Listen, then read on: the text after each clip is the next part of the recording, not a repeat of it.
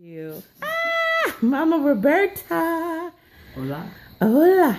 So, I have had the privilege of listening to Mama Roberta Ingram talk about her birth experiences before, being one who catches babies and all of that. So, I'm going to ask you to just start talking. The first thing you ever told me was, I used to catch babies. Yes. And I was like, what? So how did that happen for you?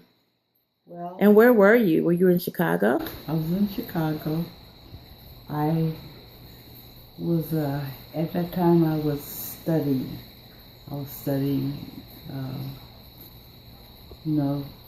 The Africanness in me and about me and around me. I changed my diet.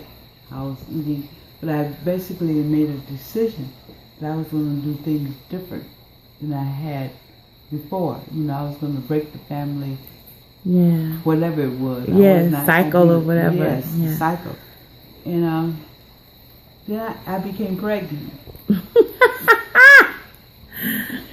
Okay, so, being very curious, being pregnant, then I began to start looking and reading about the birth.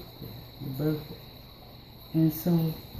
Like, what era was this? What years were these, like? Well, they were in the 70s, late 70s, early 80s. Okay. Because I was thinking about it.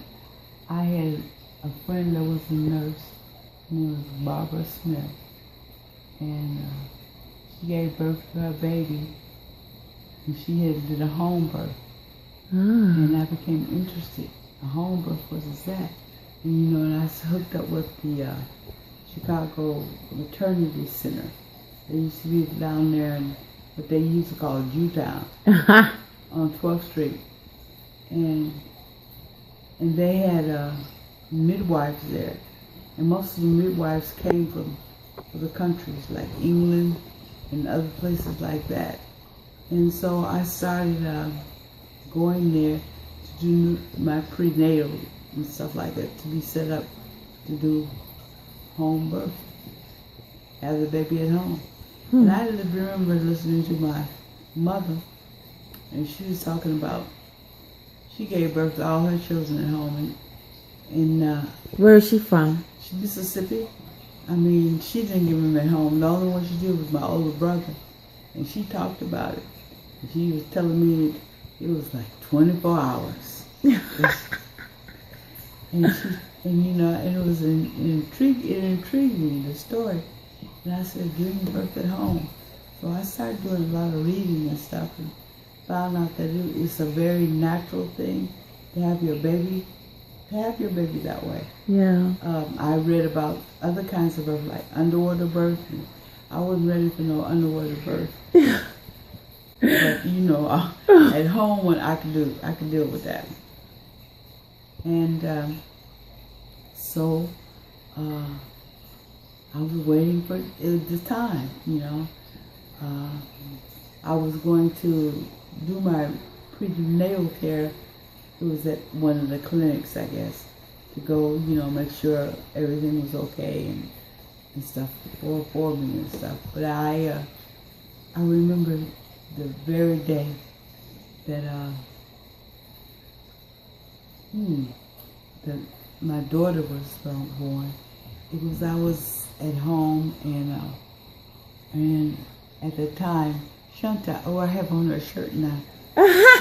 She's a musician and a storyteller, and we were housemates. We shared an apartment there at that time, and her son had already been born, and it was done at home, and I was there at that birth. And now it's my turn, and I remember, I said, oh, I think it's time for me to have a baby. And my baby was something else. I thought I had twins because she was so active. Wow. And if anybody knew her after she came out on this side, knew how active she was, and she stayed active. I mean, tremendously active. So it was that day, it was May 31st. Now, I had gone to a Aretha Franklin concert because I was sure the baby was going to be born on my birthday, the 21st. Oh my goodness. So I went to see Aretha and everything, you know. Still, she hadn't come. And then another significant thing I did was I went and I saw Alvin Ailey dance troupe dance Cry. When I saw Jules Jameson dance, it was like I marked my child. Oh wow! Because eventually she became a dancer. Yes, and your granddaughters. Yes, it started a different tradition for my family. So on the 31st, I said, "Oh, is it time?" I said, "Oh, it must be time." You know, because I had done all the things that I had read. You know, drink the right teas and so on and so forth. So it was very pleasant. And I called them at the maternity center. And I said I was giving birth. And so the midwife came with her students. There was about 4 of them. Oh my goodness. And I opened the door and they came rushing in and they said, "Where's the mother? Where's the mother? It's giving birth. Where's the mother?" And I said, "Here I am." They said, "Oh, you need to go lie down." So I was mobile, walking around in my own home with my own music, my own smells and scents. And then they came in and they told me I had to lie down, so I laid down and stuff. Who was with you at your birth?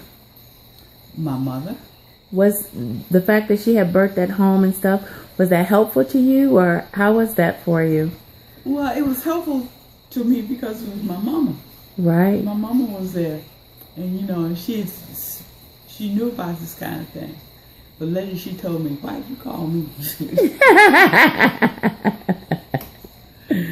But she was. What did she mean by that?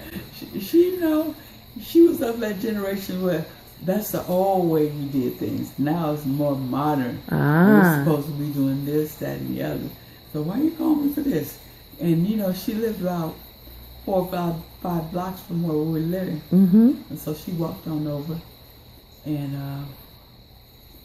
the midwife and students were there. Shanta was there, and another friend, but he didn't come to the actual book till Tree was actually born. But she was born. My labor wasn't intense, but we were having all kinds of out-of-body experiences. Really? Yes. Oh, wow. I mean, all of a sudden I could hear things I hadn't heard before. Wow. Or while you were in labor, or after, or what? During.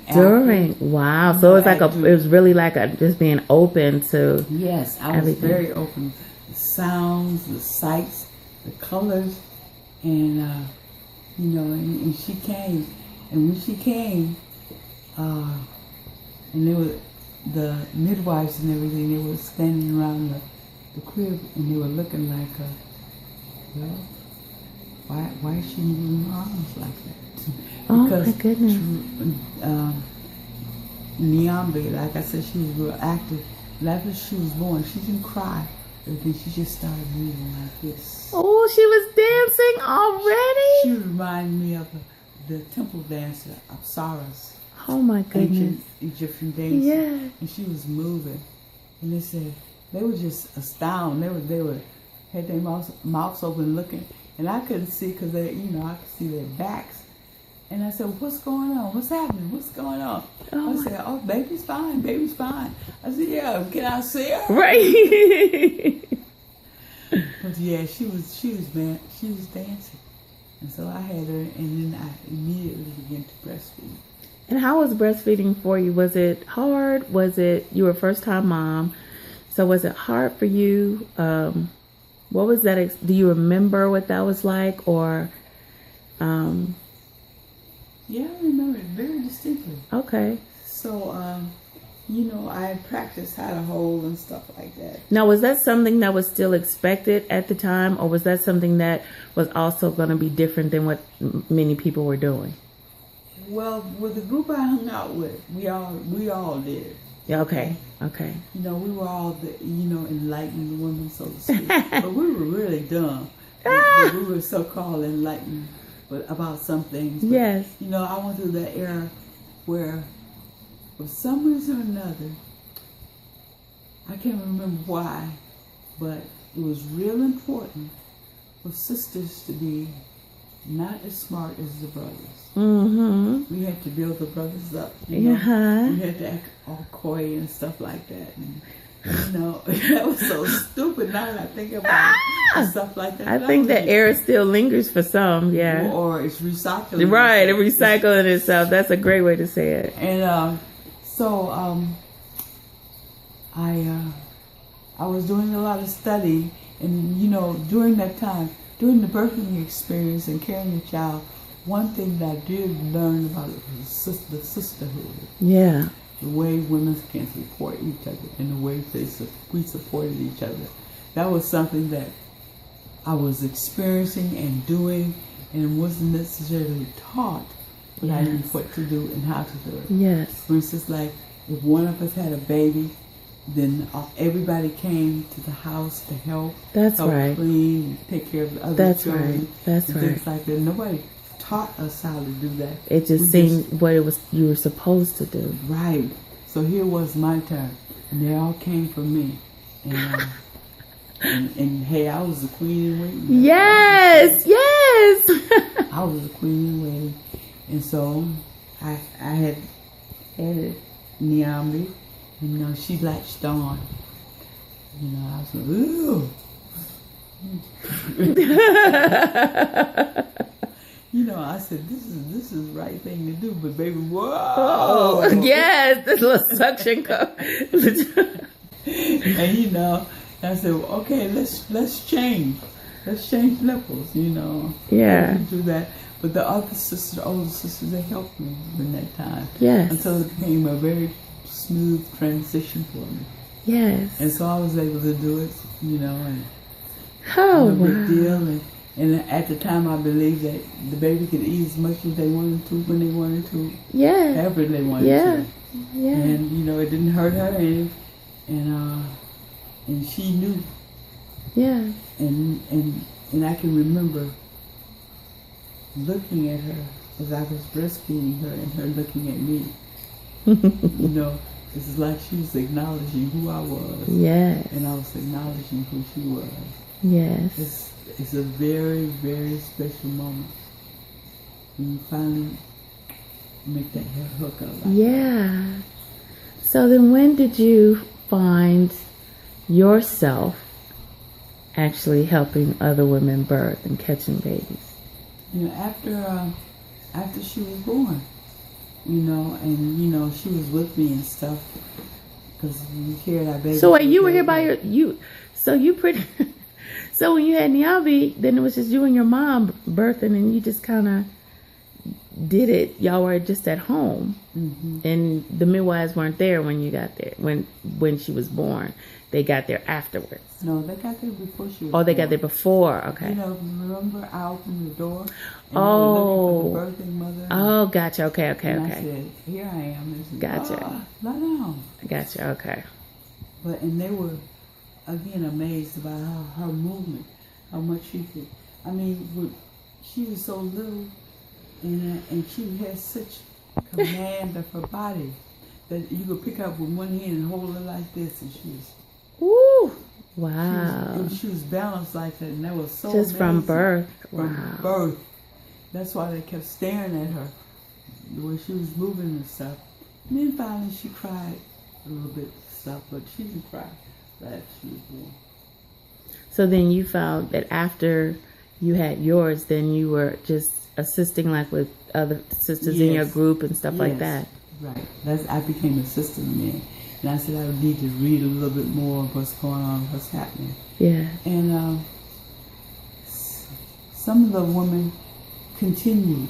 You know, I stopped because I don't know why, but I think it happened. I don't remember why. That was a time where I was deeply involved in playing music and Other stuff things. like that, and other things.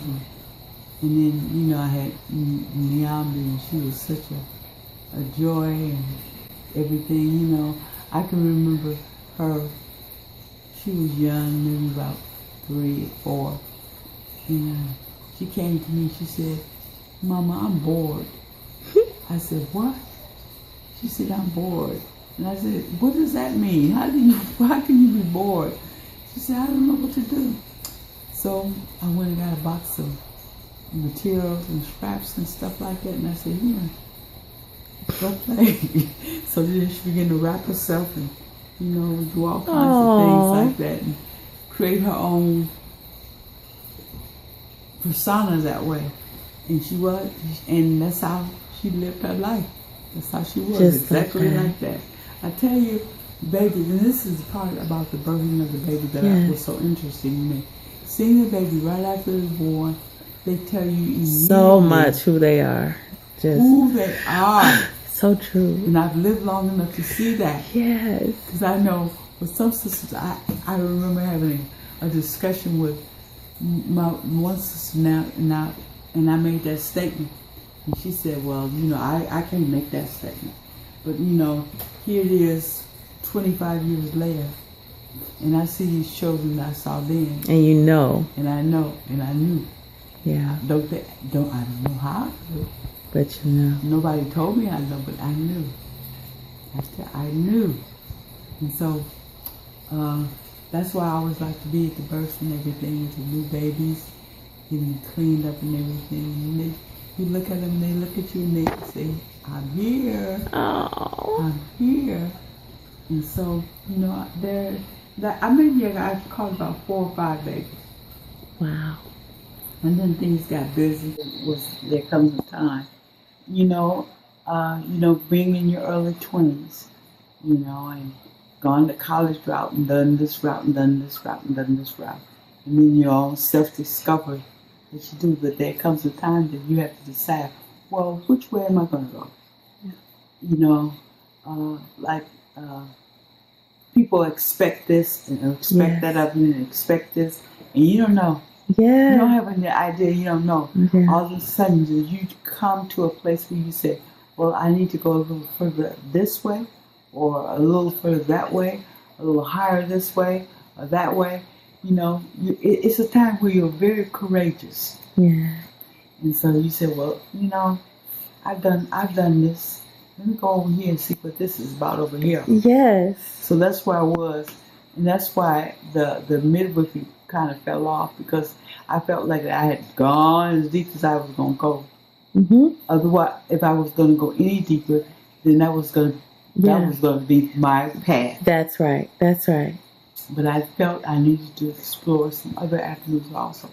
And what would you say to young women that seemingly might be in the same place where you were? Mm-hmm. And what would you say to them, especially in the culture right now where we're at that place where, as I've talked to you before about, we can't lose it. We can't just let it go. So what would you say to them?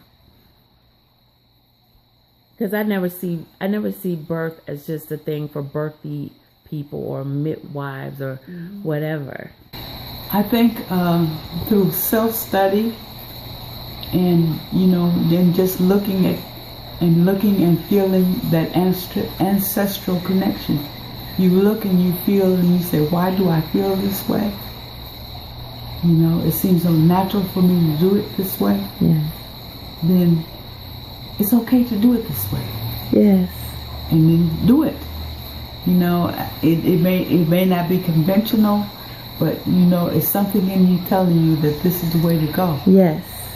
Then go that way. Be courageous. Be courageous. Thank you, Mama. Appreciate you so much for sharing. It's my pleasure.